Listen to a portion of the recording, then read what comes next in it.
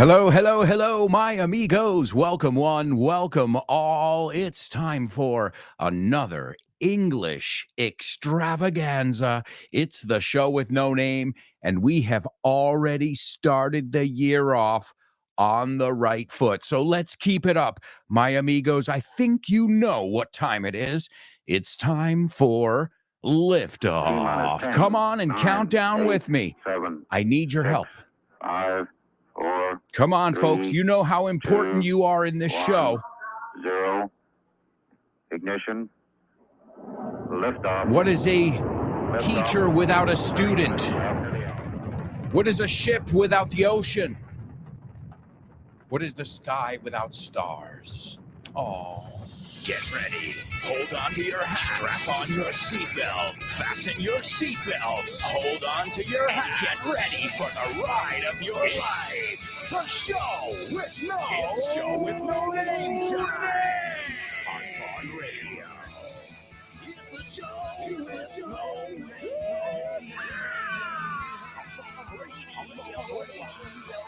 It's the show. Let's go.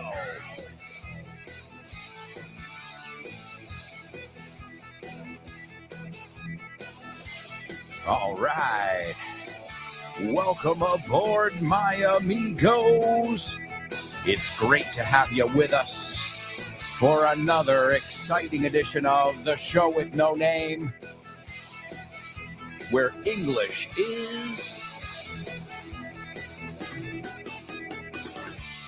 Go ahead. Fill in the blank. What is it? You can tell me in the comments. What is English to you? To me, it's exciting. It's expression. Expresión. It's exploration. As you guys know, in my curious community, I don't call my students students. I call them English explorers. Why? Because we're exploring things every day, accepting new challenges with our chins up, con la barbilla alta, ¿no? Con orgullo, with our chins up. De hecho, la expresión chin up es ánimo, ¿no? Sube el ánimo. Ánimo, amigo, chin up. We've already started taking a look at some awesome expressions here on the show with no name. I trust you guys are nice and warm because you were with my buddy Fitz and his program, No Excuses. It's a great way to get ready for the show with no name every day. It's a master class with the one and only Fitz. And it's right before this show. It's called No Excuses. It's not just a radio show. It's a philosophy. Stop making resolutions and start making progress with your English in the new year. We've got something for everyone under the sun. Every level, every age, every budget. Grupo Vaughn has got you covered no matter what you're looking for. Whether it be master's courses, group or one-to-one classes, either online or in person. Vaughntown, a true immersion experience. Disney English and Vaughn Jr. for the kids. Oxford Test of English. Camps for kids of all ages. Online courses. And a wealth of other resources at vaughntienda.com. Stop by one of our centers for a free level test or a sample class from one of our top teachers. Why wait? There's no time like the present. Start the year off on the right foot. You can contact us at our website, grupovaughn.com, or give us a call at 911-385831. And make sure you're following us on social media. Let's get going. Pongámonos en marcha. Let's get going with our pop quiz. Pop quiz. Pop quiz. Pop quiz. Sing it. Pop quiz. Quiz, quiz, quiz, quiz, quiz. Pop quiz. Hands up. Get ready. Let's rock. Get pumped. Get soaked. Get stoked. Get psyched. Psyched. Stoked. Pumped. Let's go. Is this English class or is this a party? Sounds more like a party to me. Oh, yeah. What's it called? Pop quiz. That's it. Pop quiz. Uh-huh. Pop quiz. Pop quiz.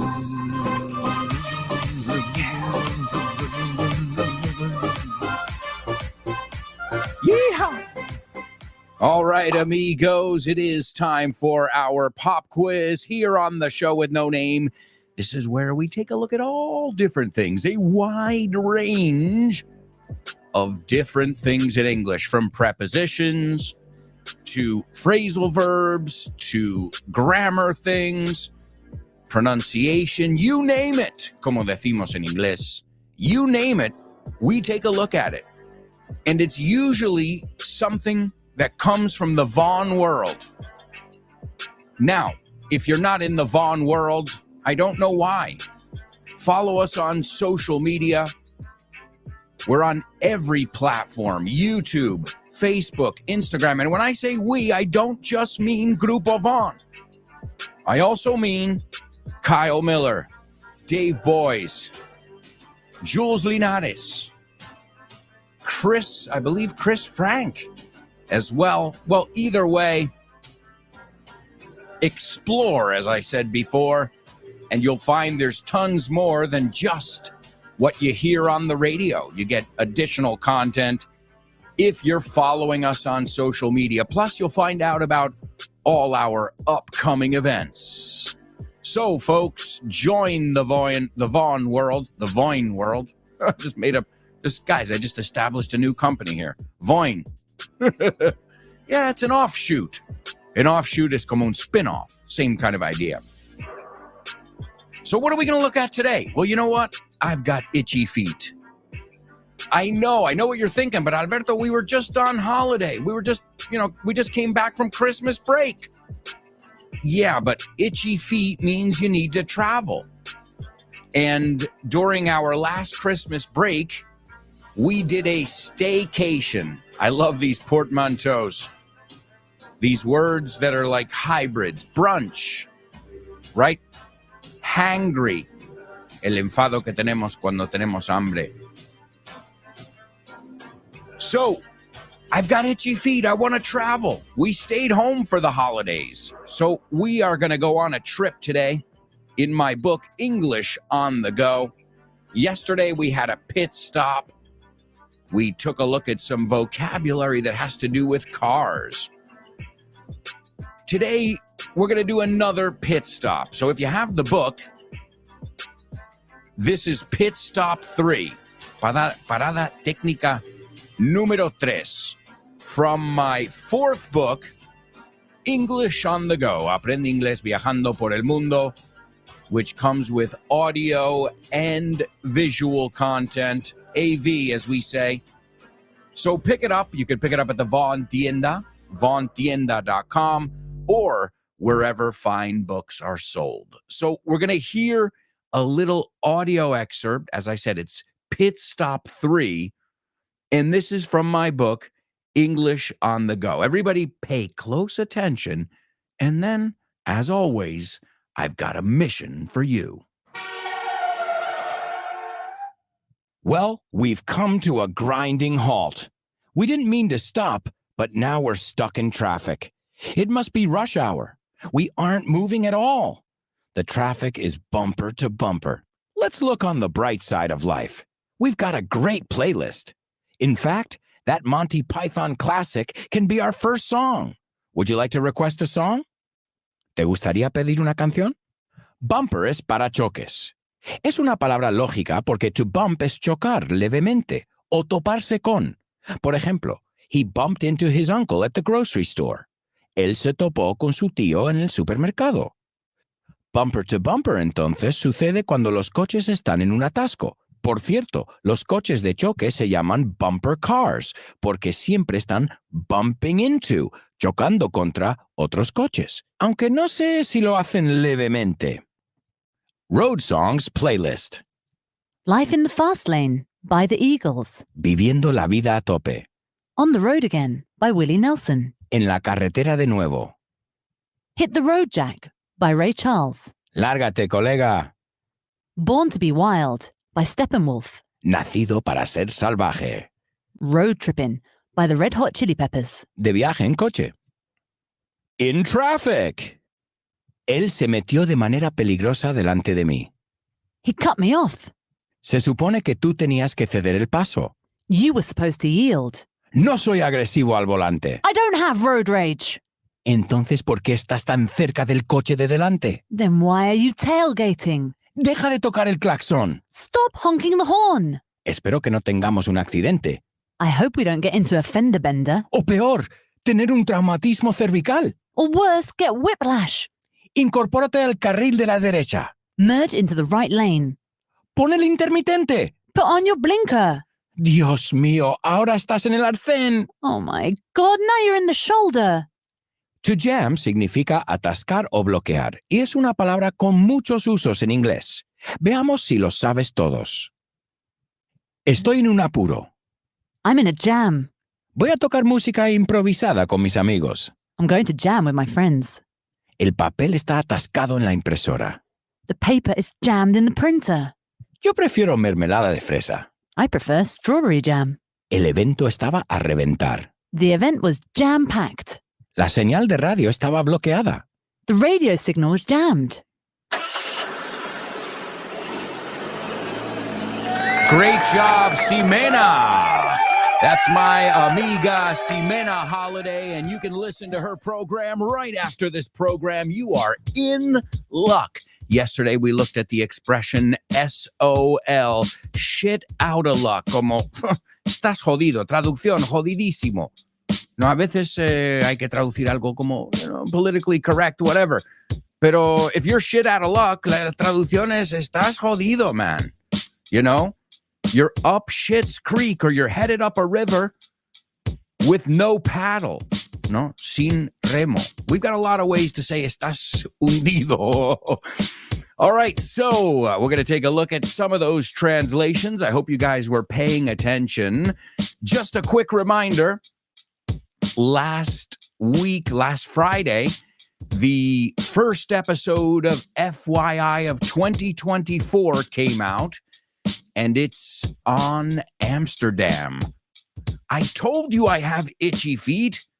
I really have to travel, man. I haven't traveled in a while, even though we had a break, un descanso, as I said. We had a staycation because most of the family was here in Madrid, so doesn't make sense for us to go somewhere else. We're not going to run away from the family, although it is tempting.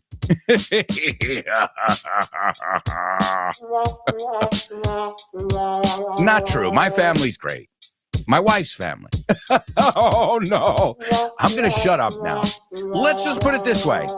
The holidays aren't always an easy time, are they? We've got, a couple rules. You don't talk politics, you don't bring up family drama, but it always happens because you got alcohol involved and things get a little bit loco. Yeah, people get hurt. All right, sometimes. Depends where you are. Oh, I hope nobody gets hurt or got hurt during the holiday season. So we were in Amsterdam. In fact, if you haven't listened to the episode, you'll hear my buddy Mike, who lives in Amsterdam. He joined us, and really interesting episode because I learned Amsterdam is not just weed and tulips. No es solo porros y tulipanes. There's so much more. And we discovered that last Friday. This coming Friday on FYI for your English, you've got Elon Musk. Like him, hate him, doesn't matter. He's interesting. That's why people talk about him. It's like Jose Mourinho. You might love him, you might hate him, but people talk about him. You know, he keeps people talking. Elon Musk is one of those people. And after that, we are going to go discover the Rolling Stones. So some really good episodes of FYI to kick off 2024. You know what? And since you guys are show with no namers, I'm going to give you a little heads up. I'm going to tell you the rest of the month. So we've got Amsterdam, which just came out last Friday. We've got Elon Musk, which is coming out this Friday. Then we've got the Rolling Stones, which is January 19th. And then January 26th, English at Home. We're going to learn English all around the house. So wherever you get your Vaughn podcasts, go over there and follow For Your English. All right, let's see what we've got. I see we've got a lot of people participating in our chat over here. Hello, everybody who's checking in, all you show with no namers. Great to have you on board as always. Thank you, thank you, thank you. And let's have some fun. Let's take a look at today's pop quiz. As I said, it's from English on the Go. Aprende inglés viajando por el mundo. I don't have my phone here, but do the math. Somebody do the math for me. So you've got, let's say, an average of 30 minutes of audio. I can do it. If we do 30 minutes, let's see, 30 times 30. So it's 50. Oh my God, I can't believe I recorded all that. 15 hours of audio. And it's not just me. I have a special guest in every chapter. All right, here we go with the translations.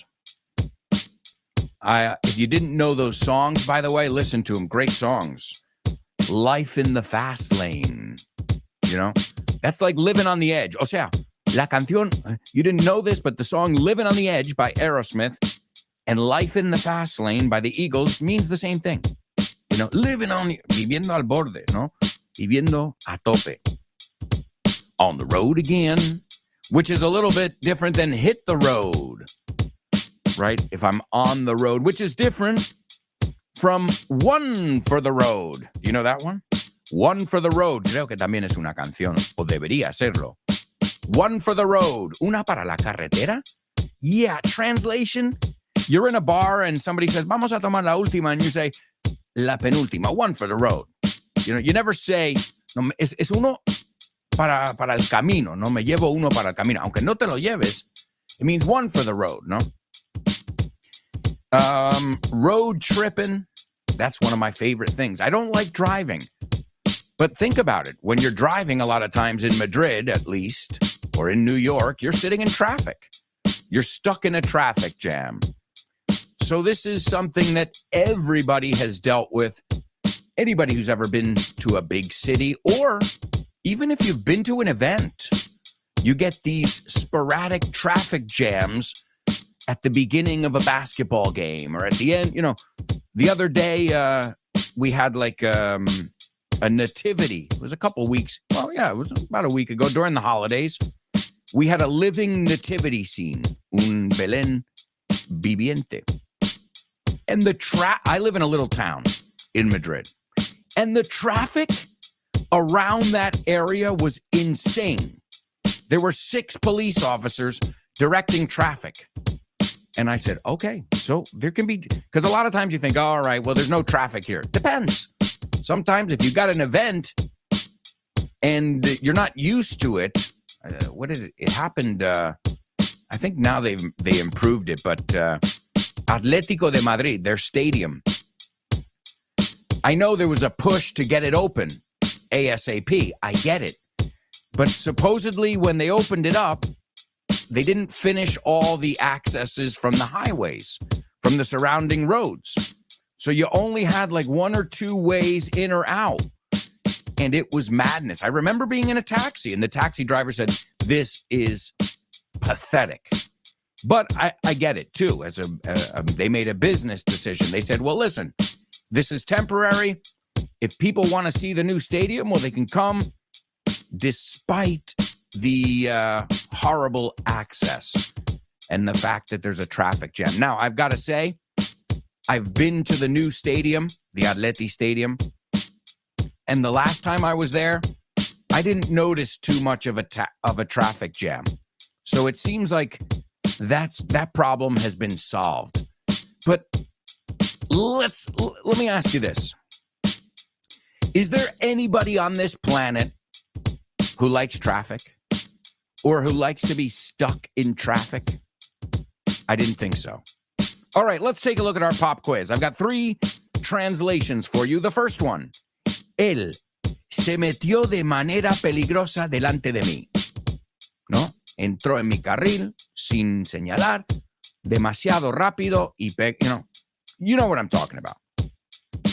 Tú ibas a entrar y esta persona, and you're like, whoa, si no freno, if I don't hit the brakes, we've got an accident on our hands. Even if it's just a fender bender, una de las palabras que vimos.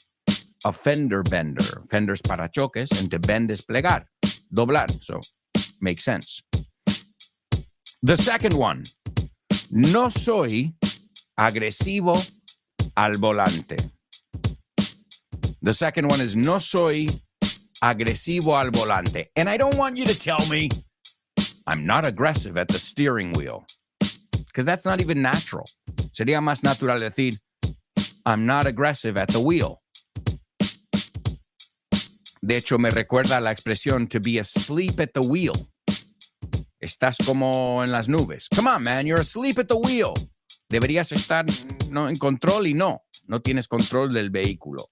To be asleep at the wheel. So, as we looked at yesterday, so many idiomatic expressions that have to do with the road, with driving, el camino. Think about it. Makes sense. So, the first one. Él se metió de manera peligrosa delante de mí. The next one, and a native way of saying it, no soy agresivo al volante. No soy agresivo al volante. And the last one, entonces, ¿por qué estás tan cerca del coche de delante?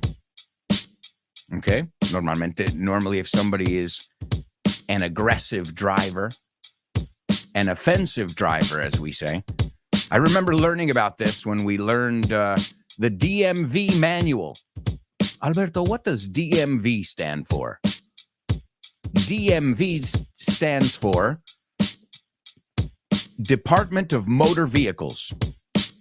In the United States, the DMV. So I remember, you say el teórico. Well, we were studying the manual there. And I remember them telling us that. They told us there are offensive and defensive drivers. And you know what kind of driver I was? I was offensive. Yeah, so much I lost my license. Not lost it like misplaced it, traspapelar, but I lost it for a period. They took it away from me for like 3 months, I think it was. Because I had racked up too many points. He coleccionado demasiados puntos. We had a point system a lot before you guys, but I think it's the opposite. They take away points or that we give you. I don't remember now, honestly. I still have a valid driver's license. Oh, and there's one that the Brits and the Americans don't agree on. It's similar, but it's different. We say a driver's license or a license directamente, sin drivers, and they say driving license. Why is it that we can't agree on anything? We don't even drive on the same side of the road. Well, the English don't drive on the same side of the road as anybody. They've always marched to the beat of their own drum. You know this expression? To march to the beat of your own drum. Ir a tu bola. So here are your 3 translations. Number 1. Él se metió de manera peligrosa delante de mí. En el coche. Número 2, gritando, no soy agresivo al volante. Eso es la ironía. No soy agresivo al volante. And then the third one, entonces, ¿por qué estás tan cerca del coche de delante? Ladies and gentlemen, We are going to a quick commercial break here. I can't believe it. We just flew through the first part. We really stepped on the gas. Hey, staying with this theme here. Yesterday we looked at the expression, put the pedal to the metal. Well, either way, my driven friends, mis amigos motivados, we'll be right back with tons more Show with No Name. So, stick around.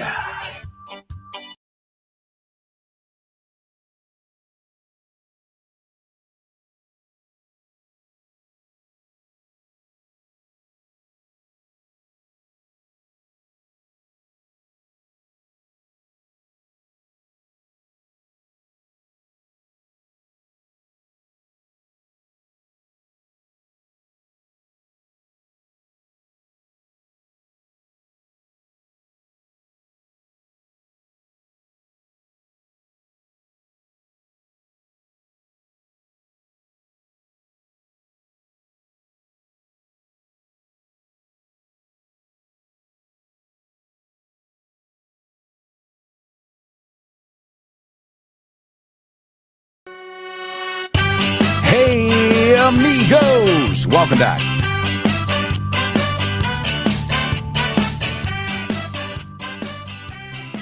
Welcome back to the Show with No Name on Vaughn Radio. Yeah. Show with no name, show with no name, show with no name, show with no name, show with no name, show with no name. I hope you guys are not in a jam, en un apuro, in a bind, in a pickle. Esa es mi favorita. I'm in a pickle. ¿Estás en un pepinillo? Flipo pepinillos, as Alberto Chicote says. Is that what he says? I think it's flipo pepinillos. Well, you don't have to be in a pickle with your English. No way. You know why? Because we've got you covered at Vaughn. We've got everything under the sun. Courses, materials. I recommend you stop by one of our centers for a free level test and a sample class with one of our awesome Vaughn teachers. And you can discover all the amazing options. Go to our website, grupovaughn.com, stop by in person, or call us at 911-385831. Do you know about Vaughn groups? Well, I'm going to tell you all about them. They are group English classes that you can do via video conference or in person. And the good news is you can start whenever you want.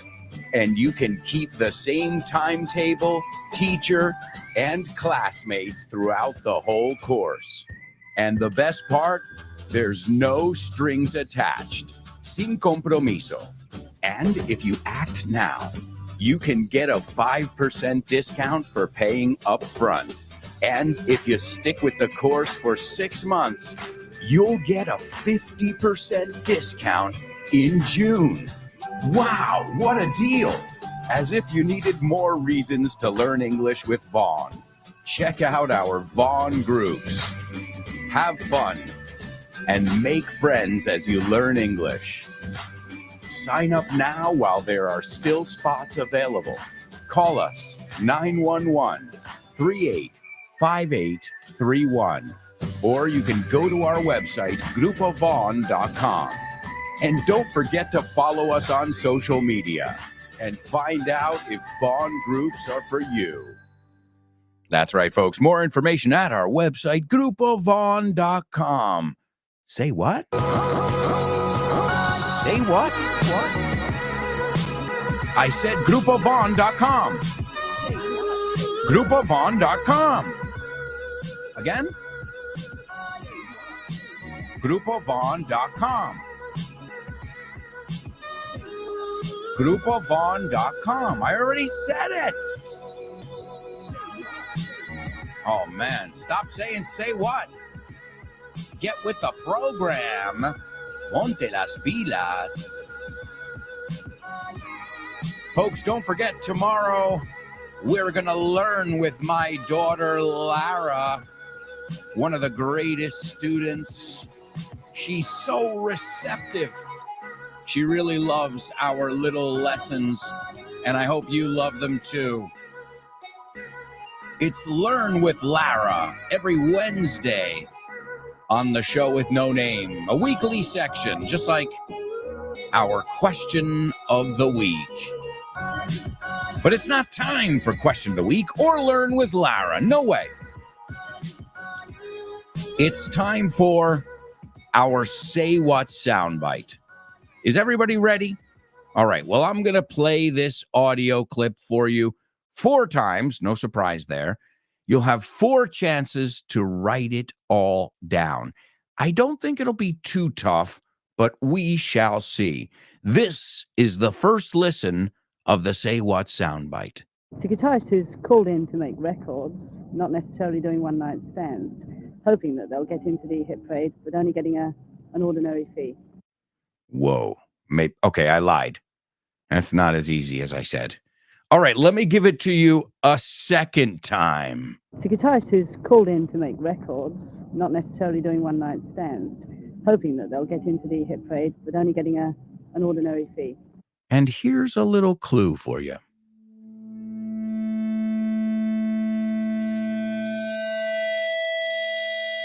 Some say it's about rising up and rebellion. To others, it's a religion, a rite of passage. Whether you are wailing away on a guitar or yelling into a mic with all your might, wow! One thing is true. This musical movement has both molded and moved us generation after generation.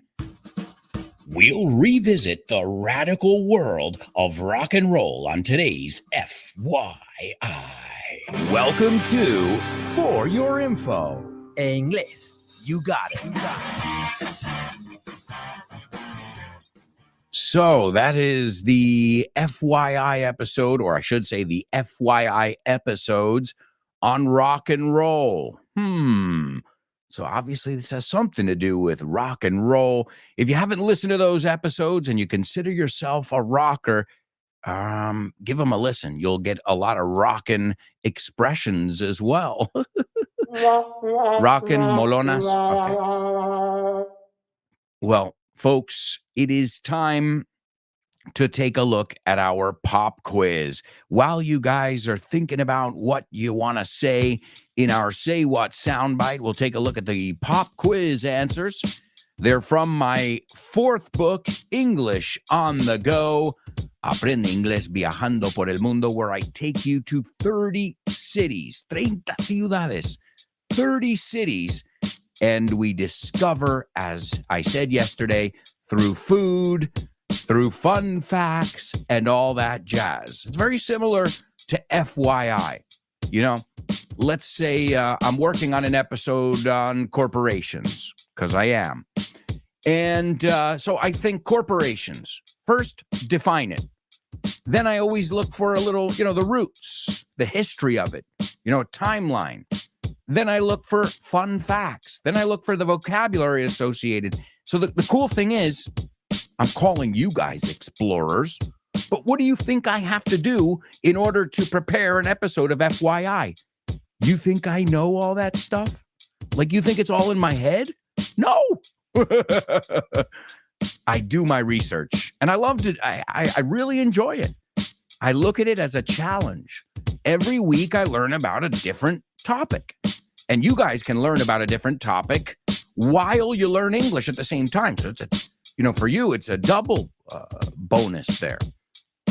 So corporations, then I'm like, okay, bankruptcies, pero el otro lado de la moneda, the other side of the coin, como decimos, well, the most successful companies. And before you know it, you've got 2 episodes of FYI. Now, some episodes like rock and roll, I can talk about that in my sleep, como decimos. dormido te puedo contar cosas de rock and roll. But maybe the episode on bugs, thankfully I had a guest, Suzanne, and, well, I learned a lot. This is the thing. If I know about the topic, great. It's easier to prepare in my head, at least. But if I don't know about the topic, it's cool because I end up learning so much. And as I said, take out the English part. Okay, I must admit, since I prepare PDF documents to go with them, I learn. I go through all the vocabulary in every episode in Spanish. Goes into my head, and I type it. And then I say it.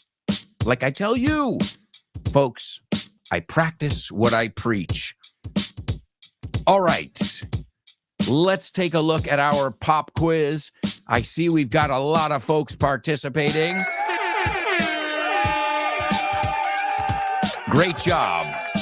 Awesome sauce, as we say. Awesome sauce. Let's take a look. Our first translation was, él se metió de manera peligrosa delante de mí.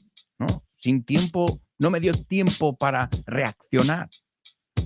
And that is, he cut me off. This is a really important one to know. Man, you just cut that guy off.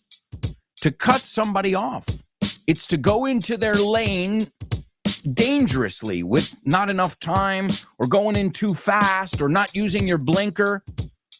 You're basically making the other drivers react to you, right? Remember, we were talking about defensive versus offensive. A defensive driver's like, well, let me give everybody room. You know, we don't need to be on top of each other. Okay, if it's bumper to bumper traffic, que es como se dice, no se mueve, right? Bumper to bumper tiene toda la lógica del mundo, ¿no? Es salpicadero a salpicadero, bumper to bumper. Parachoques, I think you say. So, he cut me off. Normally, it's that motherfucker cut me off. A good thing to learn. To cut off is also used in a conversation, right? So, if you would stop cutting me off, I could make my point. Si dejaras de interrumpirme, podría decir lo que vengo a decir. So stop cutting me off, right? Another use of this cut off is on the phone. Se cuelga. You know, you get a bad connection. You start breaking up.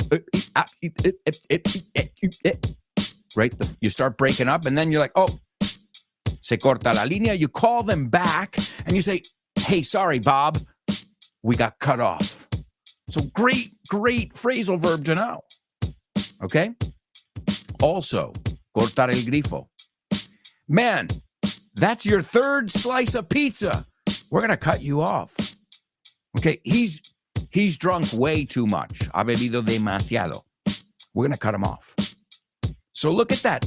You know, that one translation can give us many, many different uses.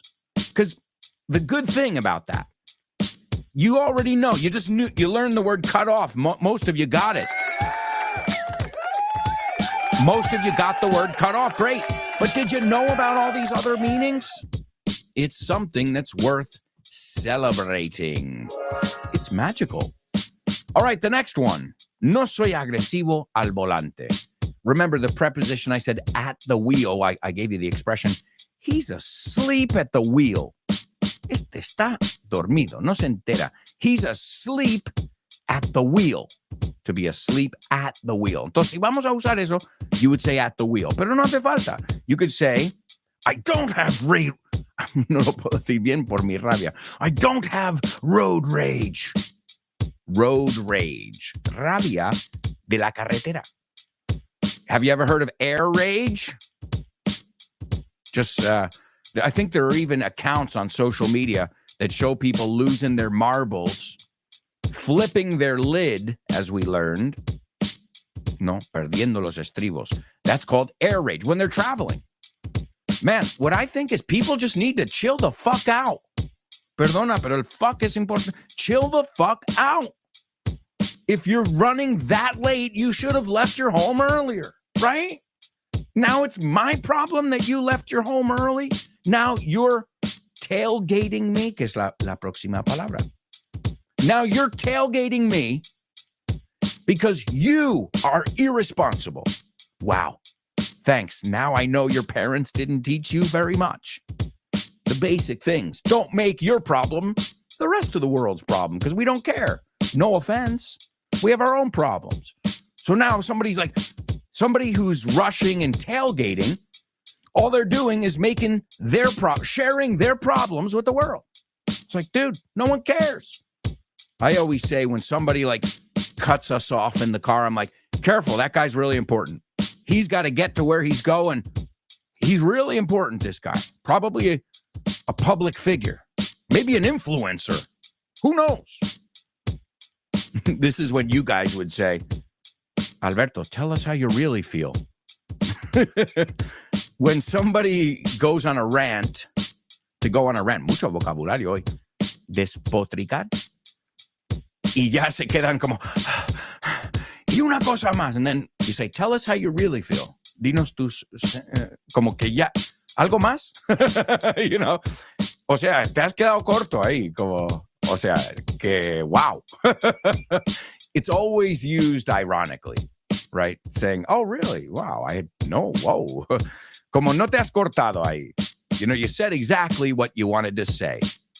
All right, so all three of them, he cut me off, which, as we just said, has many, many meanings.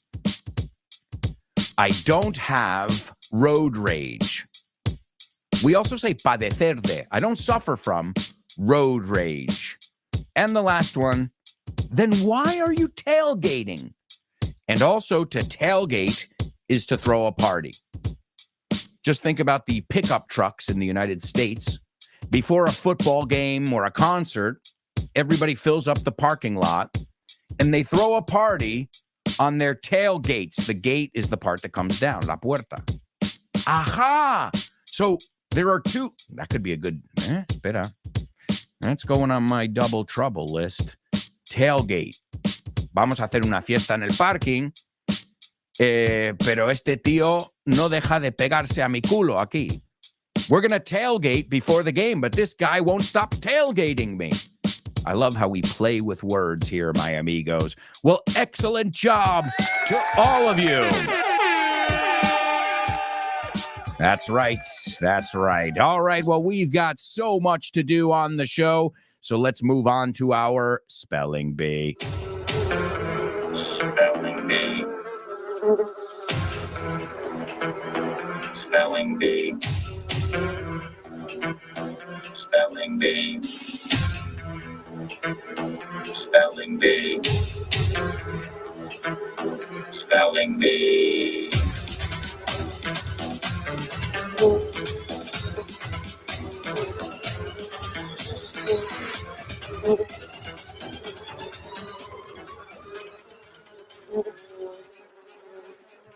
That's right, amigos. It is our Spelling Bee, perhaps one of the most challenging sections on our show every day.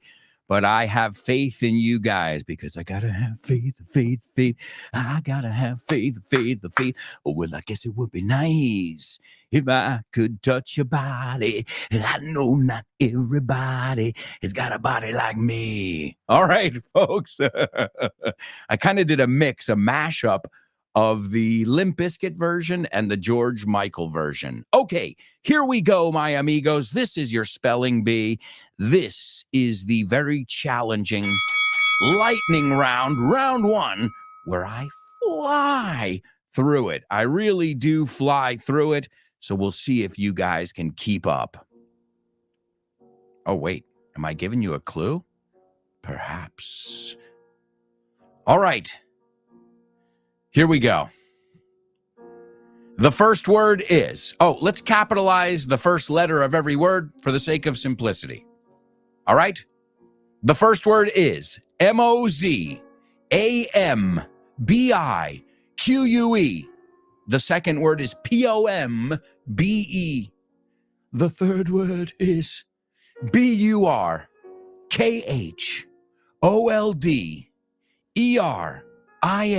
space Gladioli. I feel like I should say them in a solemn tone. The fourth one is BONGKREKIC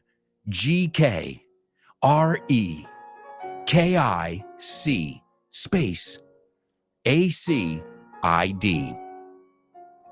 The fifth one is CROCODILE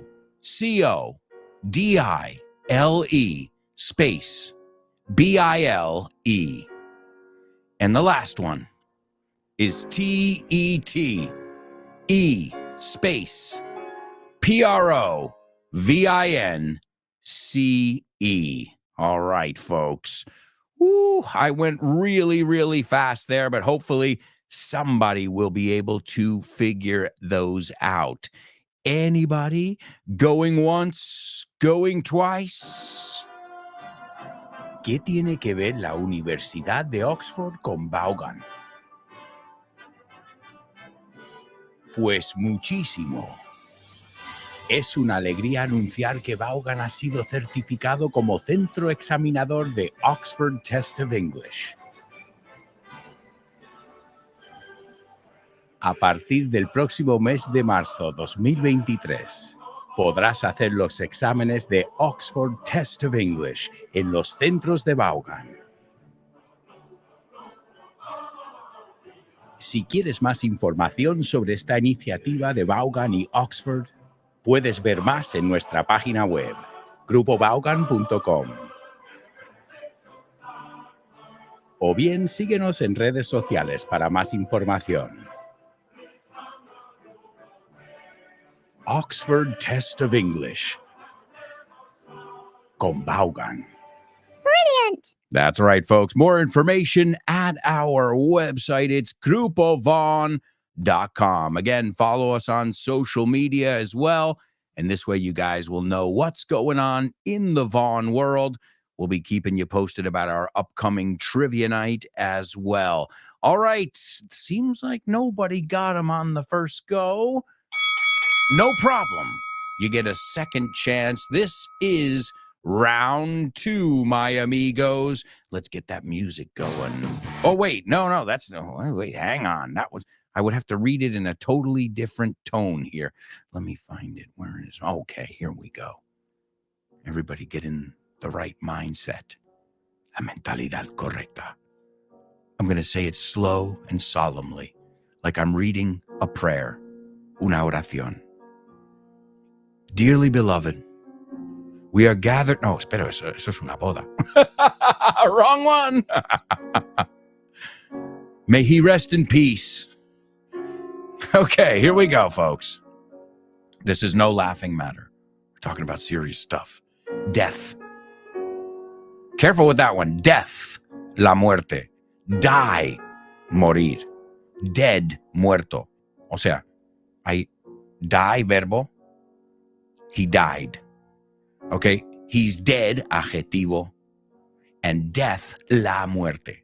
I've heard students mix them up all the time. All right, here we go. The first one is MOZAMBIQUE.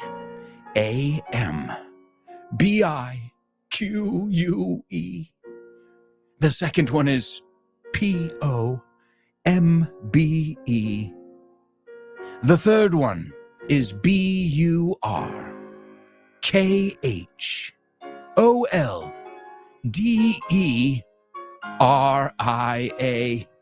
space GLADIOLE.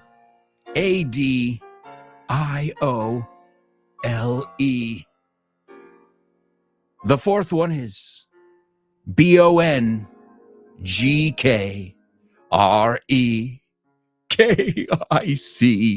space ACID. The fifth one is CROCODILE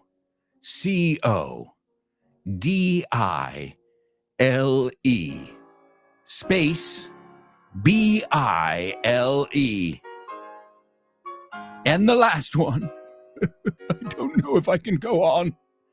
The last one is TETE space PROVINCE. There you go, folks. All right, it looks like we have got some winners in our group.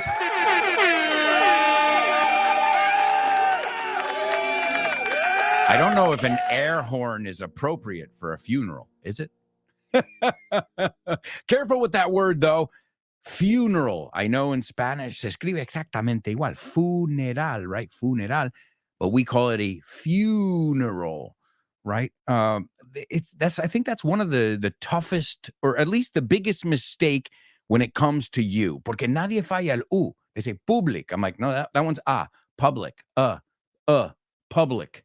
So hay varios U's en inglés. If you want to take a look at these, you can, what I would recommend you do, I mean, this is the easiest thing to do. Go to any YouTube video, go to YouTube and just punch in the vowel sounds in English and watch the mouth, listen to them. I know that there are a lot of accounts. I have a friend, you should follow her, Pronunciation with Tanya. She's awesome. She's got over 1 million followers on Instagram, and she deserves every single one of them. I've only got about 20K, but I've got to be honest, I don't use social media nearly as much as I used to. Well, you know, I like to be out there taking a little walk around, a little stroll. Who knows? Either way, my amigos, we're going to stroll on over to a quick commercial break. When we come back, we're going to take a look at homophones. We'll take a look at our spelling bee words. We've got movies, name that lyric, double trouble, and so much more. So, if I were you guys, I wouldn't even think of going anywhere. Stick around.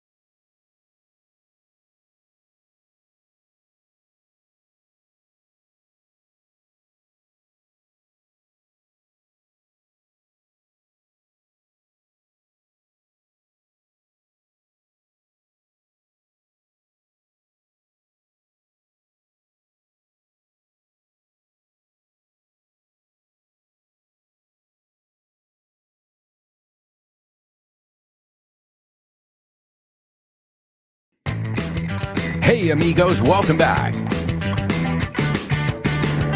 Welcome back to part 3 of today's show with no name on Vaughn Radio. And don't forget, we've got tons of programs all day long to keep you excited about English. You can start your day off with the Pro Bow Show with Rob Grams. You've got Richard Vaughn Live. No Excuses with Fitz. Ximena and Test Your English. The Lunchtime Show with Rob and Andy. Speak Up with Ruby, one of our newest programs.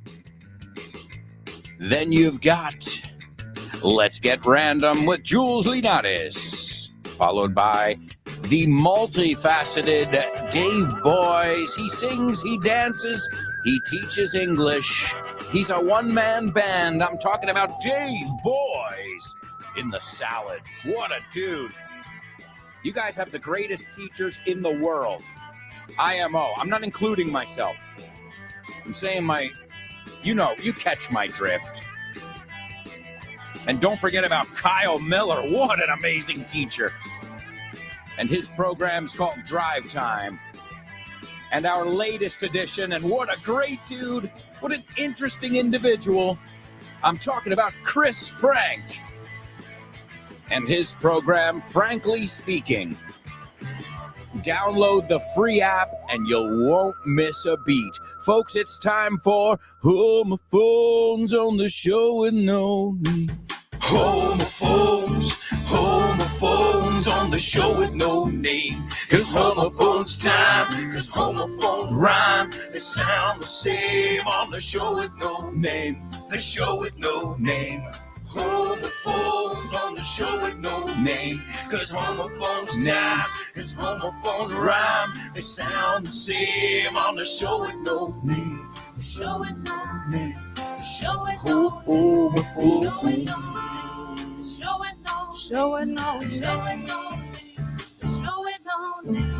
That's right, amigos. It's Homophones only on the show with no name. We're going to take a look at 2 words. A, do you know the words? And B, do they sound exactly the same or not? The first word is la base. So la base de una lámpara, whatever. Base, right? It's also cimiento. Cimiento, the foundation of a building. It's also la base para algo, la base para la Biblia, el cristianismo es, right? It's also the main ingredient. It's also a military facility, una base militar. It's also a referencia, a starting point, right?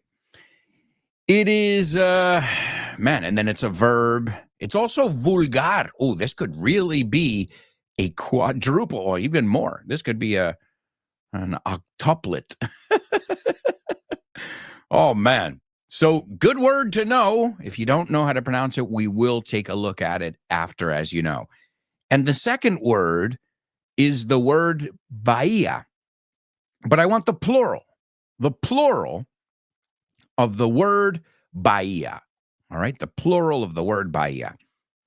First word, base, tiene muchísimos usos, lo vamos a ver en detalle.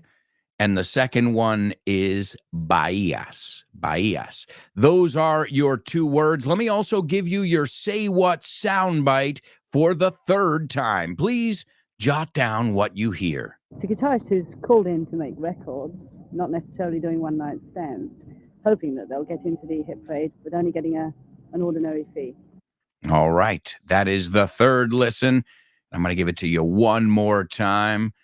Is everybody ready? This is the 4th listen of today's Say What soundbite, which we already said has something to do with rock and roll. It's a guitarist who's called in to make records, not necessarily doing one-night stands, hoping that they'll get into the hit parade, but only getting an ordinary fee.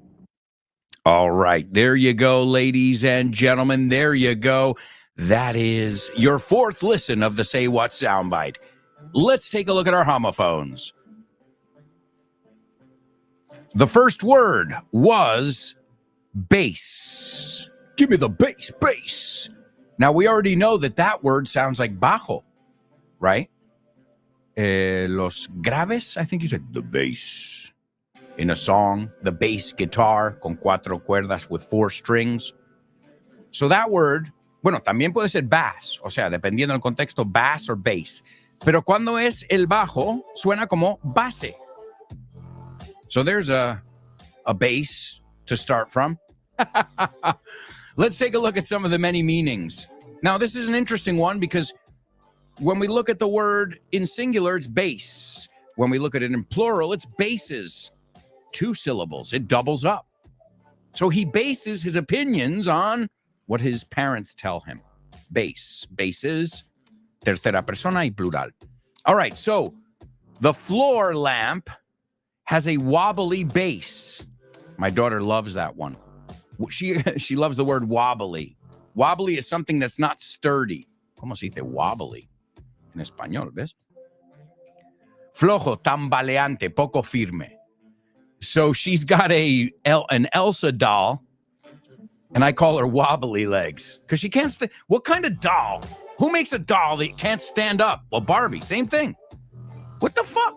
Oh, excuse me. Sorry, but it's just wobbly. I mean, this thing looks like a poor thing. Looks like it was in a serious car accident. God forbid. Well, it's a doll. Doesn't matter. So the base of the house, of the building, the foundations, as we say. You've also got a military base as well, right? The base of the mountain, el pie de la montaña. Think about it. Es lo mismo que, no, en una lámpara, right? Basar en. The story is based on. Fijaos en la pronunciación ahí. Based on. No, it's based on. It's based on. What is it based on? Based on. ¿Ves cómo no tiene nada que ver con based y on es based on? It's based on. What is it based on? It's based on, porque el based acaba con T. Pero esa T se une con la preposición. What is it based on? All right, so that's the first word. It's based on a bay. Well, it's based on 2 bays. So let's say both of those words. The first word, base. Say it with me. Base. Base. The second one, bays. Bays. Do they sound the same? Absolutely not.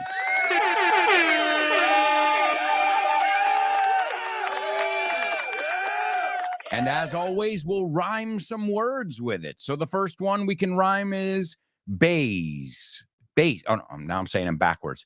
The first, let me look at them in order. Por esto es importante el orden, porque luego me lío yo.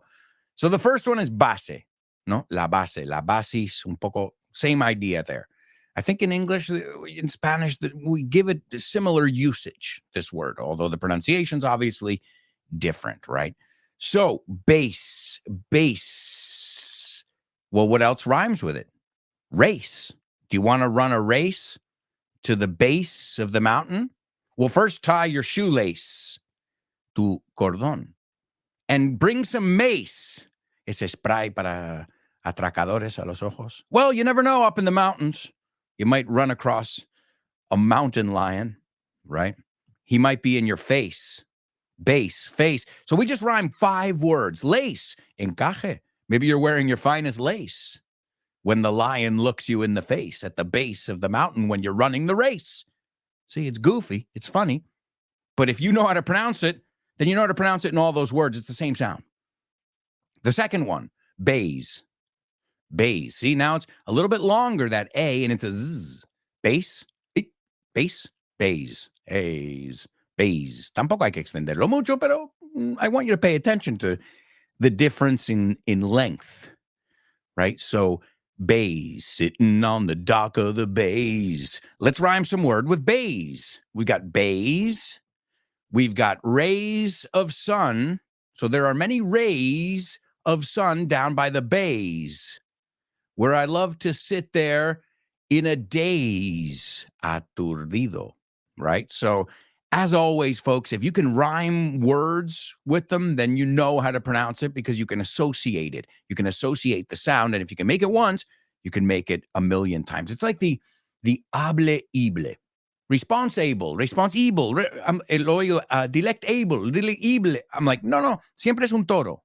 A bull, responsible, respectable, delectable. Da igual si es ible o hables, a bull. So if you can just make a list of words with hable and ible, y mira que hay muchos, there are many available, te acabo de dar otra, then you can really work on nailing that pronunciation. That's the wonderful thing about sequences, about clustering words together. Clustering. Clutter es cuando está desorganizado. Cluster es poner en grupos, right? So, excellent job, amigos. Let's take a look at our spelling bee as well. Now, this is pretty crazy. We were laughing before, and I didn't mean to laugh. I shouldn't have laughed. It's not nice. But basically, today in our spelling bee, the words came from an event that happened in 2015. It was an event that happened in Mozambique. That was our first word, Mozambique. And it had something to do with pombe, which is a beer, a kind of opaque beer made from a malted millet. What is malted millet? Millet. Oh, okay. It's like a grass. It's a kind of grass in Africa. So it's like a kind of beer of sorts, that's known in Africa. I've never tried it myself. Pombe or pombe. I'm not really familiar there. So the first one was Mozambique. The second one was pombe, which was the name of the beer. But wait, what does this have to do with a funeral? Well, in 2015, there was a mass poisoning at a funeral. Okay. 75 people were left dead or died. Ya lo hemos visto. We're faced with death. Deberías poder usarlo con todos. So 75 people died. Over 230 people got ill. And it was because of this pombe. This pombe beer was contaminated with, are you ready for this? Burkholderia gladioli. What is that? It is a bacteria that causes disease in both humans and plants. And, well, it's not good. Not a good thing. Let's put it this way. All right? And basically, it's because the water supposedly was contaminated with crocodile bile. Now, crocodile bile is caca. Okay, bile is bilis. Bilis, that's what it is. Yeah, it's not something pleasurable. But if you get the water from the river there and the crocodiles are doing their thing, well, maybe there's some crocodile bile. Sounds like a song. Do the crocodile bile. And there was something called boncrecic, I don't know the word. Boncrecic acid, which was the fourth word. It's one of the ingredients there that caused everybody to get sick. So imagine that. You go to a funeral and 75, imagine being the guy. They go to your funeral and 75 people end up dead. 230 people severely ill. And the last word was the Tete province. The Tete province, which is where it took place. This was the part of Mozambique. You say Mozambique, if I'm not mistaken? We say Mozambique. All right, well, folks, we're not going to Mozambique in our next section. We're going to the movies. Name that movie.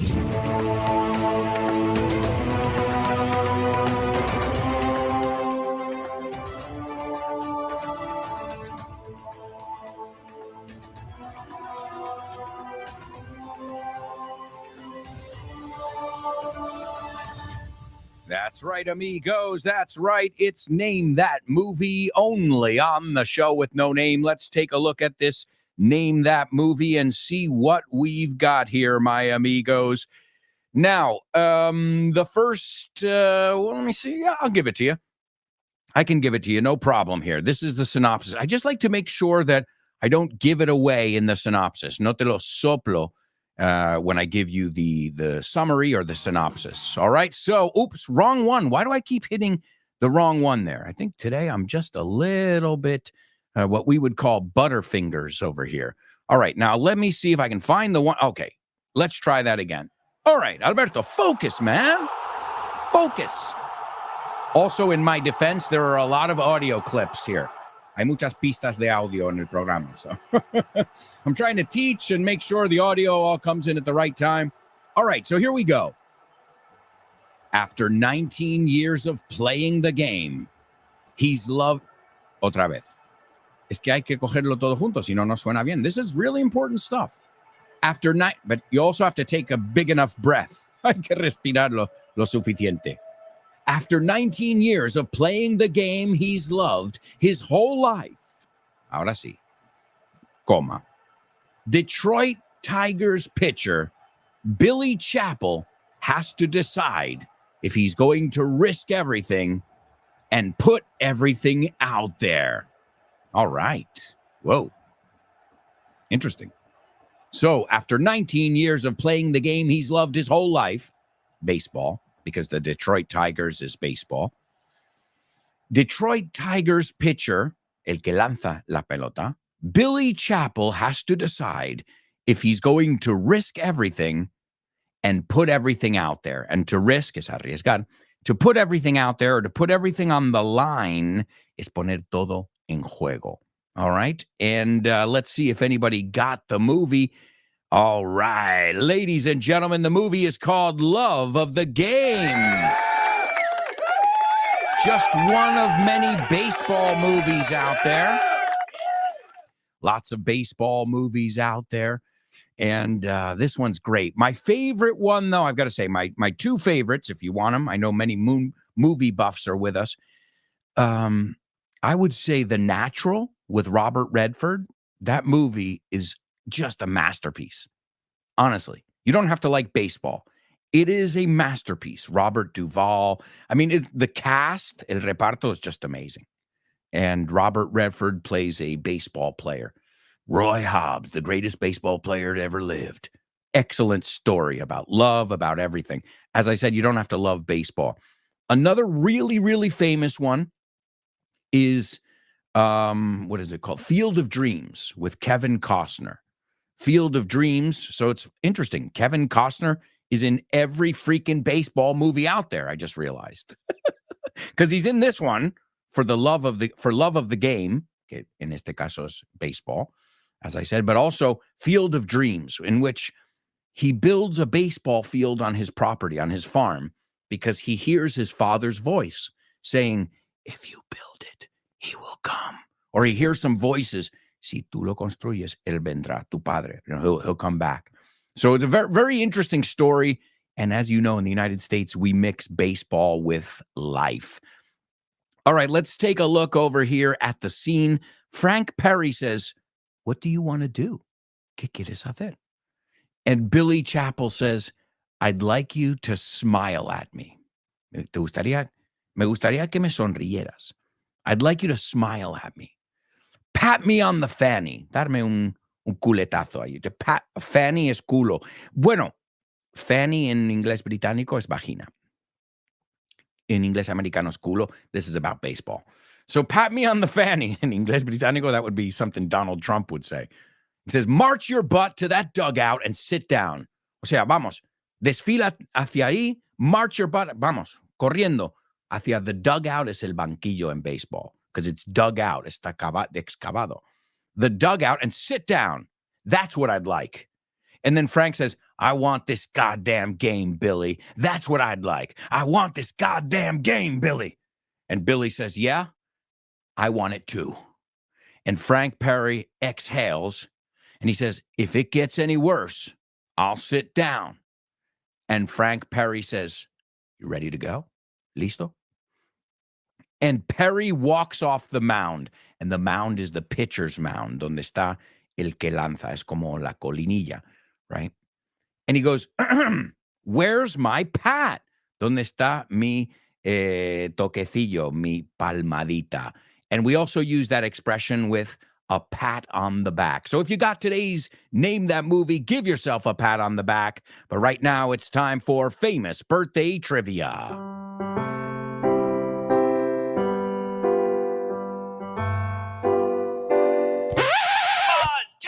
Famous birthdays for you. Famous birthdays for me. Famous birthdays for everyone on the show with no name. Birthdays for him. Famous birthdays for her. Birthdays for everyone on the show with no name. That's right, amigos. It's famous birthdays, and great job so far on the show, everybody. Excellent. Let's see if you know today's famous birthdays. Number one, this person was born in 1967 today, an American rock singer. He was the singer, because he passed on, but he was the lead vocalist for the band Smash Mouth. I'm sure you know it. Hey now, you're an all-star. Get your game on. Go play. Hey now, you're a rock star. I think it was in Shrek, and it made it a huge song. Well, that song was huge when I was in my heyday, mi apogeo in the 90s. And they also had another cool one. You might as well be walking on the sun. I got to admit, I've never been a huge Smash Mouth fan. I don't know very much about them. But I got to say, those two songs are just, once you hear them, hey now, you're a rock star, get your game on. I mean, who doesn't get pumped when they hear that song? So this guy was the singer of that band. And unfortunately, he died young. Very sad when people with so much talent die because they have so much more to give. Number two, speaking of talent, this guy is oozing with talent. Resume, I think you say. He was in Whiplash. You'll probably know him from the movie Whiplash. That's where I think he won the Academy Award. He was also in Burn After Reading. Thank You for Smoking. Si no has visto esta película, es buenísima. Thank You for Smoking. Burn After Reading. Otra que es buenísima. I realized I've got a lot of movies I've got to see again. And also he was in Love of the Game with Kevin Costner, who seems to be in every baseball movie. And last but not least, this guy is a rock and roll god. He's a living legend. He's the guitarist of Led Zeppelin. Man, I don't know if there are too many other guitarists living now that are at his level, maybe Slash, maybe a couple, but at his level and have been performing as long as he has. And his last name is Página. Así que tendremos que pasar página ahora, or else we're going to run out of time. Our three famous birthdays. Number one, Steve Harwell. Steve Harwell from the group Smash Mouth. Number two, J.K. Simmons. The J.K. in his name stands for just kidding. No, I'm just kidding. It's not just kidding. It's Jonathan Kimball. I didn't know it myself. Jonathan Kimball, J.K. Simmons. What an amazing actor.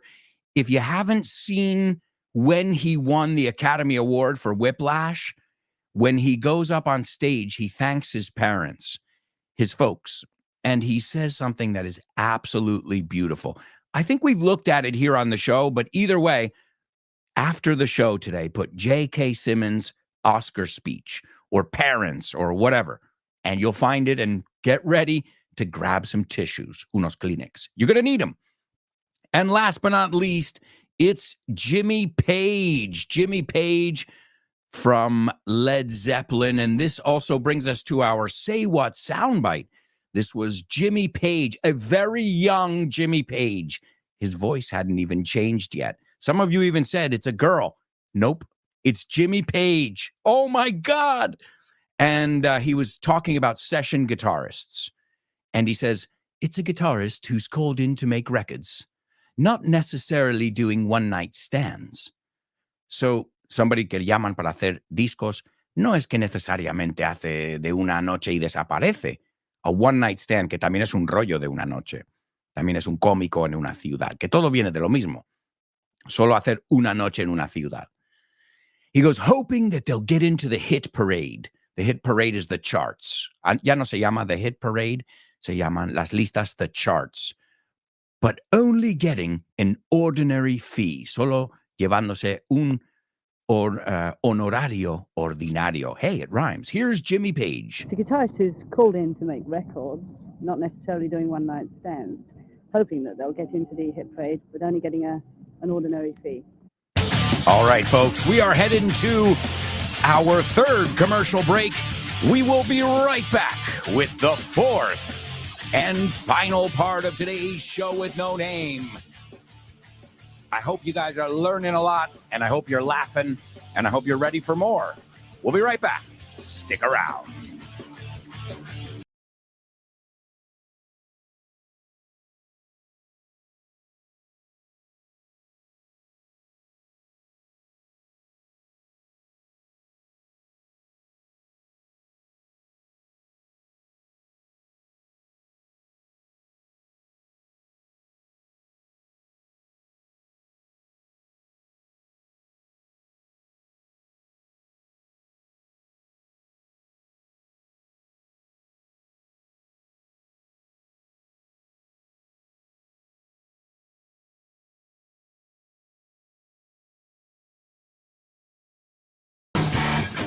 Hey, amigos, welcome back. Hello.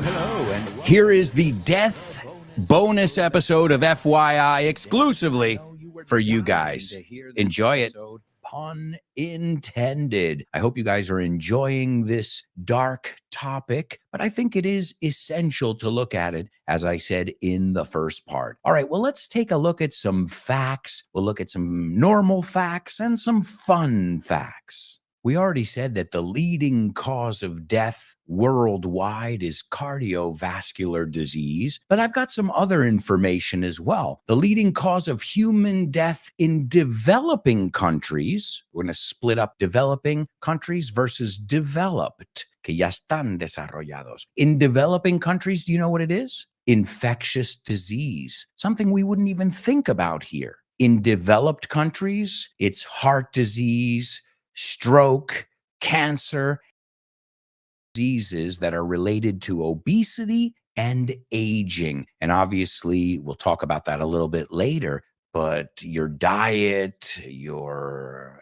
physical exercise that you get or don't get, these are all really important factors. And then the largest unifying cause of death in the developed world is biological aging. So this is to die of old age. But usually if you die of old age, well, you can get these age-associated diseases such as arthritis, cataracts, osteoporosis, type 2 diabetes, hypertension. That's something that I suffered from. Alzheimer's disease, which I remember that one. I think every family has a bout, una lucha, with Alzheimer's disease. In the case of our grandparents, sometimes maybe even our parents as they're getting older. But we can't avoid death. I mean, we can prolong it, or at least we think we can. Because think about this. You've got an extremely healthy diet. You eat all the right foods. You don't drink soft drinks, no fast food, no alcohol.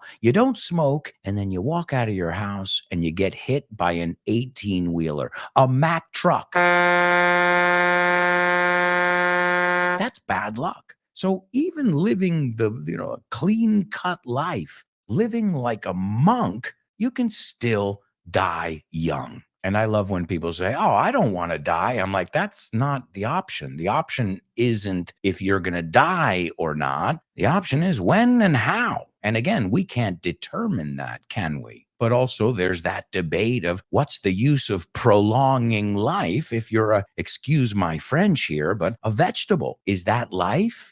Being in a hospital bed hooked up to machines that help you breathe? I don't know if that's living. So again, there's a gray area between life and death. And if you remember in the first episode, I told you my last will and testament. This is the thing that tells the lawyers and your family what you want to leave behind. Who's going to inherit what? Your last will and testament. You can also just say will. It's the same word as voluntad. Just think of this expression, maybe it'll help you. I'm willing to fill out my will, or to make out, we say as well. Did you make out your will? You should do it. And as I said, I want to be cremated. Okay, you could put me a gravestone in the cemetery, but I want to be cremated. And I think I know why. I think I've seen too many movies where people come back from the dead, where they were declared dead and they come back to life. And sadly,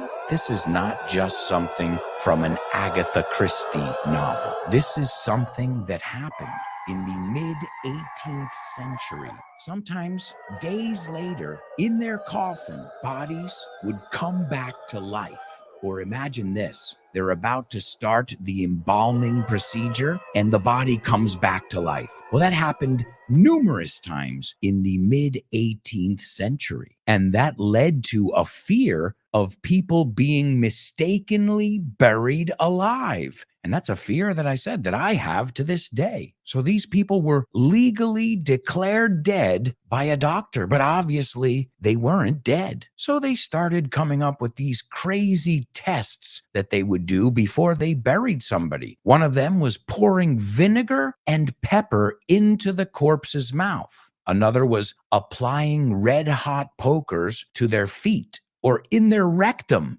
Ouch! There was a physician who said in 1895, as many as 2,700 people were buried prematurely each year in England and Wales. Let's just say it was 1,000. That's a lot of people. And since people were so paranoid, so nervous about being buried alive during the 1800s, many coffins, coffin, as we said before, is ataúd. You can say coffin or casket. They included bells and flags and air tubes, just in case you needed to breathe if you came back to life. The good thing is, at least I don't feel so alone. I'm not the only one who has this phobia. There was a weird tradition where people used to believe that the blood of the freshly executed was a health tonic. So if you drank somebody's blood right after they'd been executed, this would be great for you. You would feel great. You'd feel invigorated. So they would go up to the executioners and pay them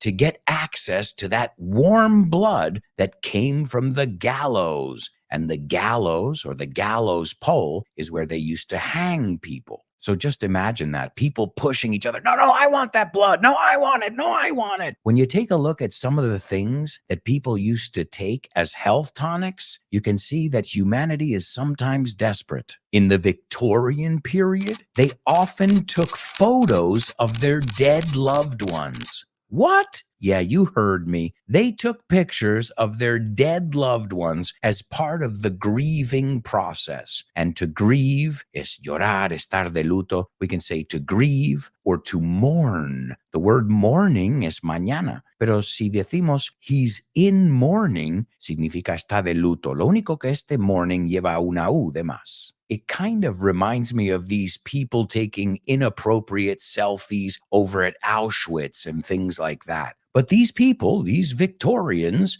they believe that by keeping these photographs in their house as little souvenirs or keepsakes, then they would remember that person. But I think it's a lot better. I mean, hey, everybody's got their things, but I think it's a lot better to have pictures of that person in their life, not dead. They would even send them to friends and relatives. Just imagine that. You get a picture, oh, grandma, we'll miss you. And it's a picture of grandma dead.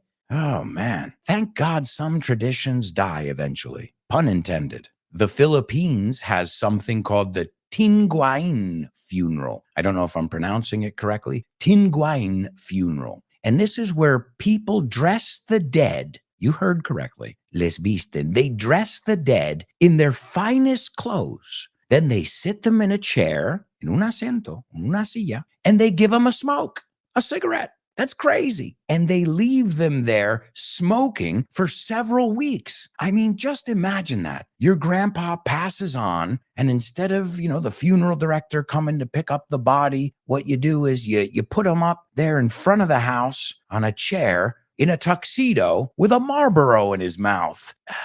I don't even want to think of how he would start to smell after a few days. These are some really wacky traditions. In Taiwan, it's all about attendance, asistencia.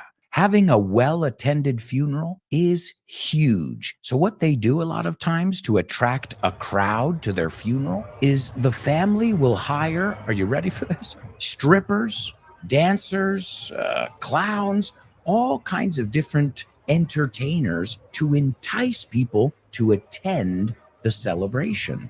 And again, it's a celebration of life, I guess, just like the Americans with the repast. I mean, I never got it. I remember when we went to a repast for a neighbor of mine, and I said, Mom, why are we having a party? I mean, this is a big party with food and open bar. I go, somebody just died. And my mom's like, it's the repast. And I said, what? I'm confused. Until my grandmother passed away. Remember, we can say to pass away or to pass on or to pass, a secas. When my grandmother passed, I'll never forget it. We were there at the repast. My grandfather paid for this huge, big party, and so many family members were there. My cousins were there from all around the world. And I realized when we started having a few drinks and having dinner, and we started telling the stories about my grandmother, we were rolling on the floor laughing. We were in stitches. Nos estábamos partiendo el culo de la risa. And then that day, I got it. I said, we're not here to cry. Of course, we're sad, but we're here to celebrate this person's life. And what better way than telling their stories, the stories that ultimately will keep them alive, at least in our hearts and minds. No Mormon funeral is complete without Mormon funeral potatoes.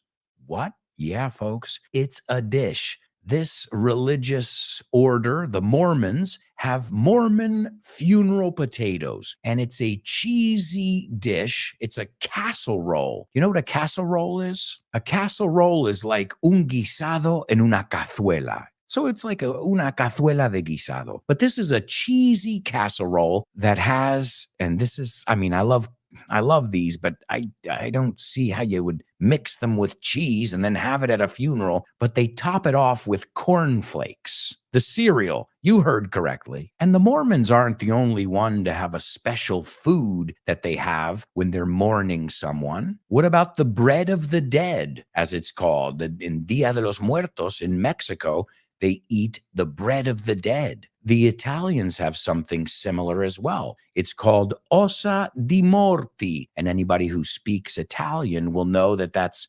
bones of the dead. And those are cookies that are served in Italy. And they're meant to represent the bones, obviously, of the dead saints. There's also a cookie or a treat called Victorian funeral biscuits. I don't know if Spain has. Does Spain have like a typical dish that you would have when someone passes? I'm trying to think if we have one in the United States, but nothing comes to mind. I think the most important thing when somebody passes is tons of alcohol. No, I'm just kidding. We were talking about causes of death before. Let's take a look at some more interesting, funny causes of death. More people die from taking selfies every year than from shark attacks. Oh, and by the way, if you haven't listened to it, we have an FYI episode on sharks. In the first part, I mentioned vending machines. I said people are killed by vending machines every year. Just imagine that. You're at work, you're getting a snack, you put your coin in, and that's it. I don't know how they die. Maybe it falls on top of them and crushes them. I don't know. But 13 people a year are killed by vending machines. Also on Mount Everest, there are more than 200 corpses of climbers who tried to get to the top and never got back down. If you remember, we talked about one of them, and many of them, in fact, in our Everest episode. They use these bodies now as markers so they know which way to go. You got to make a left when you get to Green Boots. And I think you even have a show here in Spain, Mil Maneras de Morir, and it shows all these crazy ways that you could possibly die. I thought this was very funny. It's possible to get an erection, a stiffy, a woody, a boner after you die. Just imagine that. They're trying to close the casket and they can't because because you're pitching a tent. And to pitch a tent is poner tienda de campaña, but it also means to have an erection. We already mentioned the gases, but you also poop for a few days after you die as well. And then what did we say about that fact that everybody thinks is a fact, but we're going to find out right now is actually a myth? And many people say it, I'm sure you've heard it before, that your hair and nails continue to grow after you die. Well, that is incorrect. What really happens is the body dries out, se reseca. So the nail beds, that's where the nails are located, and the skin on the head retract. So it makes the nails or the hair appear longer. It's not because it continues to grow. Oh, and speaking of gases, we're going to talk a little bit about toxic gases. Now, if there's a fire, a blaze, how do you think most people die in a fire? Well, if you're like me, then you'll say, I guess they die by being burned to death, right? Nope. The majority of people who die in fires don't die from the burns. They die from the lack of oxygen or inhalation of toxic gases. And speaking of more gases, what is that death smell? I've got to be honest, I've never smelt death, or at least I don't think I have. I've had smells where I said, I think that's what a body, a cadaver, a corpse might smell like, but I can't confirm that either. So I think I've never smelt that dead body smell that I think is synonymous with a stink, a stench. Well, the two gases that are responsible for the smell of death, the stench, the stink, is putrescine, makes sense, putrefacto, putrid, putrescine and cadaverine. Both of them are obviously named after what they do. They're in the body and they're putrid, cadaver, putrid, putrescine and cadaverine. And they're produced when that bacteria we talked about starts to break down, se descompone. And the amino acids, ornithine and lysine, and they produce the amino acids, ornithine and lysine, respectively. Have you ever smelt a dead body, or at least one that was decomposing? How would you describe it?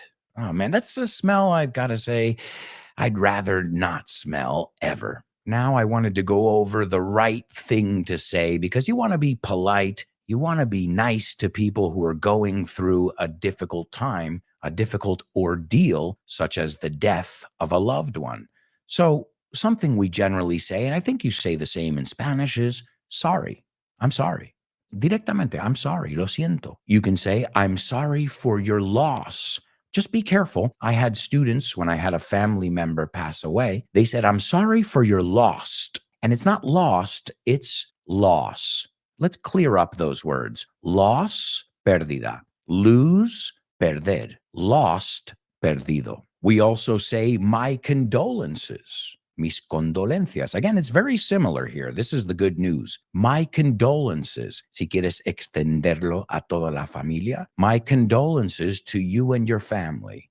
To you and yours. Y los tuyos. And again, when we're referring to the dead person, we don't say dead person. The deceased. That's a really good way to say it. The deceased. Who didn't die or kick the bucket or croak or meet his maker or bite the dust. And yes, those are all ways to say death, but those are very informal. Those are the ones you'd say in the bar with your friend. Hey, did you hear that Hollywood actor kicked the bucket? He croaked, which is interesting. The word croak is what a frog does. Now, we don't say croak, croak like you do, but a frog croaks. We say ribbit, ribbit, ribbit. So if I give you a double trouble, the frog croaked so hard that he croaked. La rana hizo ribbit, ribbit, ribbit, tan alto que la palmó, to croak. Again, reserve that one for informal situations, to meet your maker, conocer a el que te hizo, conocer a Dios, to bite the dust. We know that one. Another one bites the dust, and another one down, and another one come, another one bites the dust. Hey, gonna get you too, another one bites the dust. And as I said before, the best options are to pass on, to pass away, or just to pass. And now we're going to take a look at some idioms that have to do with death. Did you know that LOL at one time had something to do with death? Yes, in telegraph code, LOL used to mean loss of life, pérdida de vida. Then, when I was a kid, LOL stood for lots of love. And now it stands for laugh out loud. I guess we just can't make up our minds. I'm going to give you some acronyms now. We have DNR, do not resuscitate. That's when there's no point in resuscitating. The person is dead. We also have DOA. If you remember from our Friends episode, your love life's DOA. Your love life is DOA, dead on arrival. Ha muerto en la ambulancia. No ha llegado. A lot of times you'll see detectives that can't identify a corpse. They can't ID a corpse. To ID is another way of saying to identify. So these corpses that are unidentified are John Does. If it's a man, it's a John Doe. And if it's a woman, it's a Jane Doe. Another one that I like because it's very visual and I think everybody can get it is to pull the plug.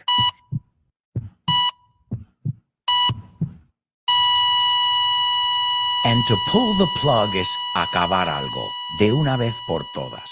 To pull the plug, matar un proyecto, and it comes from somebody being hooked up to life support, to machines. And if you decide to pull the plug, sacar el enchufe, se acaba. In the business sense, you would say, we're going to pull the plug on that campaign. We're wasting too much money and it's not giving us any results. We already mentioned 6 Feet Under, which is a show where you can learn all this vocabulary. But where did this come from? Why is it 6 feet? Well, this came from the plague of 1665. There was an outbreak in England, and the mayor at the time decreed that the burial depth should be 6 feet to limit the spread of the disease. And it stayed that way.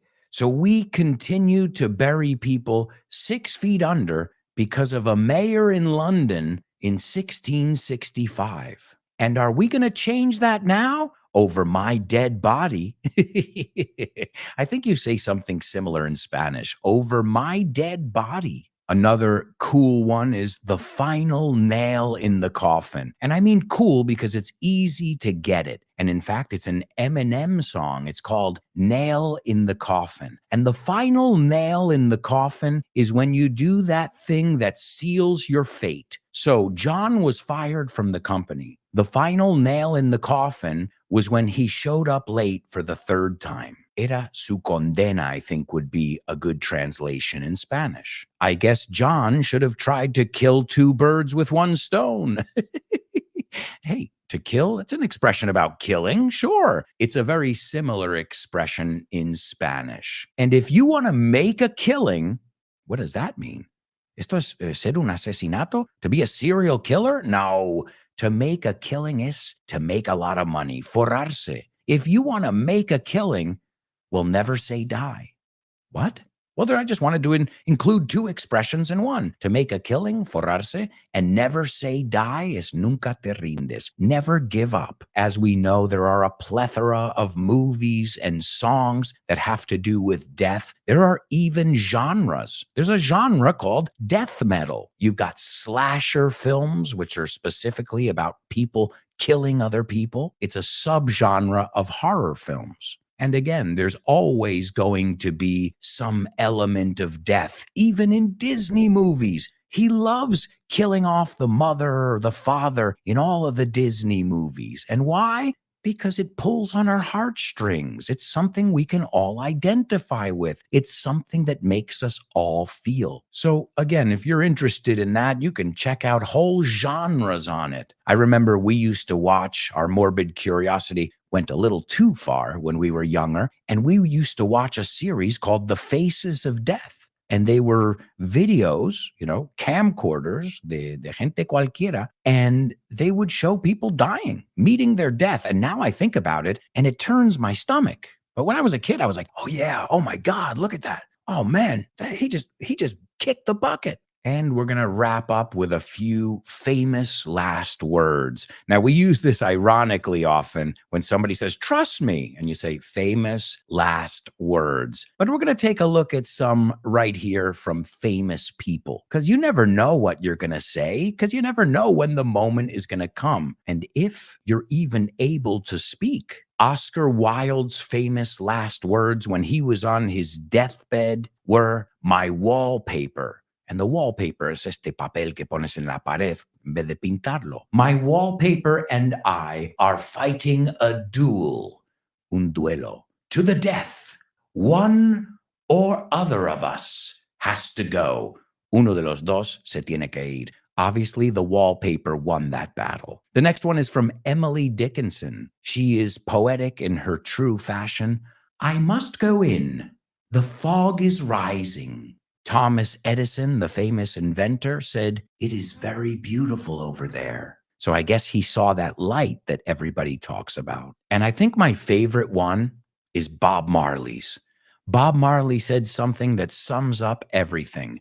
Money can't buy life. And I'd like to end dedicating this episode to all the loved ones that we've lost. Not just me, but everybody listening right now. Just take a moment and think about all the loved ones we've lost, and just that should bring a beautiful smile to your face. And I'll give you one final expression to wrap it up here. Knock 'em dead. Knock 'em dead is vete a por ellos. My students, so when you're out there using your English, knock 'em dead. Dales guerra. Ve a por todas. I sure hope you enjoyed this week's episode of FYI.